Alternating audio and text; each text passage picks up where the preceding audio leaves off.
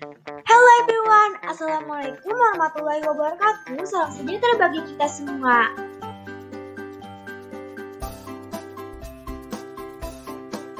Kami kelompok 6 yaitu April, Lulu, Maulisa, Slamet, dan Astuti.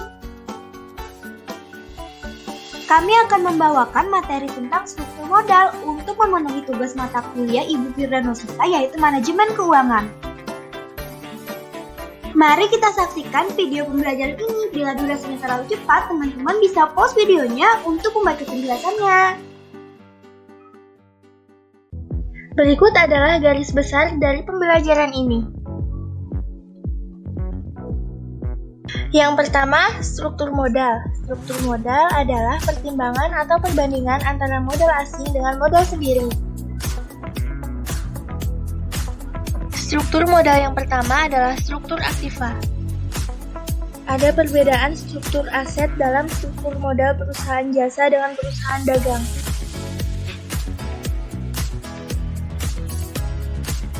Dua, ukuran perusahaan. Struktur modal perusahaan kecil biasanya terdiri dari hutang bank atau laba periode sebelumnya. 3. Tingkat pertumbuhan perusahaan, growth opportunity. Menurut Mei 2006, growth opportunity adalah peluang perusahaan yang tumbuh di masa depan. Materi yang kedua yaitu tentang teori-teori struktur modal.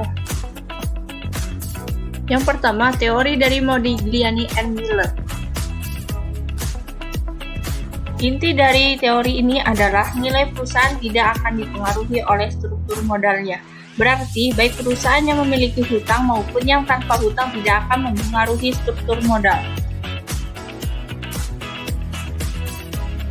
Teori yang kedua yaitu Miller Theory, the effect of thesis. Dalam perhitungan pajak yang dibayarkan kepada pemerintah, pembayaran bunga merupakan pengurangan pada pendapatan yang menjadi dasar perhitungan beban pajak yang harus dibayar oleh perusahaan. Bunga dibayarkan ketika perusahaan mempunyai hutang. 3. Pecking Order Theory. Pecking Order Theory memberikan hierarki sumber modal yang didasari oleh biaya modal. Jika perusahaan membutuhkan modal, maka perusahaan seharusnya mencari modal internal terlebih dahulu, yaitu dari akumulasi laba ditahan. Jika akumulasi ditahan tidak memenuhi kebutuhan modal, maka perusahaan dapat mencari sumber dana eksternal seperti hutang atau menerbitkan obligasi. 4. Trade-off Theory. Trade-off Theory adalah teori struktur modal yang menyatakan bahwa perusahaan akan mendapatkan keuntungan dari pengguna hutang, namun menimbulkan masalah kebangkrutan jika terlalu banyak berhutang. 5. Signaling Theory. Signaling Theory yaitu merupakan pengumuman penawaran saham pada umumnya dianggap sebagai sinyal bahwa perusahaan memiliki prospek yang kurang baik berdasarkan pandangan manajemen. Materi yang ketiga mengenai pendanaan dengan ekuitas versus pendanaan dengan hutang. Pendanaan dengan ekuitas. Sumber pembiayaan dengan ekuitas bisa didapat dari luar perusahaan. Tujuan dari pembiayaan ekuitas adalah untuk menghimpun dana bagi perusahaan. Keuntungan dari pembiayaan ekuitas antara lain yang pertama, tidak perlu untuk membayar kembali uang yang sudah diinvestasikan. Yang kedua, bisa memaksimalkan penggunaan dana. Yang ketiga, tidak perlu mengembalikan uang tersebut kembali ke investor. Kekurangan dari pembiayaan dengan ekuitas antara lain, 1. Menyerahkan kepemilikan, 2. Pelaporan yang lebih memakan waktu.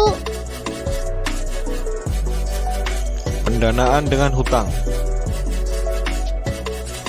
Pembiayaan dengan hutang adalah suatu cara mendapatkan modal atau uang untuk menjalankan sesuatu dengan berhutang. Salah satu caranya yaitu menerbitkan surat hutang atau obligasi. Cara satu yang tak kalah terkenal yaitu lewat tagihan. Keuntungan pembiayaan dengan hutang. 1. Saham tetap menjadi pemilik perusahaan. 2. Kebijakan perusahaan tidak terintervensi. 3. Lebih mudah menentukan perencanaan. Kekurangan dari pembiayaan dengan hutang antara lain: 1. Dapat merusak riwayat kredit jika tidak membayar pinjaman tepat waktu. 2. Kualifikasi. 3. Disiplin. Dan 4. Jaminan. Terima kasih telah menyaksikan video pembelajaran kelompok kami. Mohon maaf bila ada salah kata, semoga bermanfaat. Wassalamualaikum warahmatullahi wabarakatuh. Pesan tambahan dari kami yaitu tetap ikuti protokol kesehatan and stay healthy.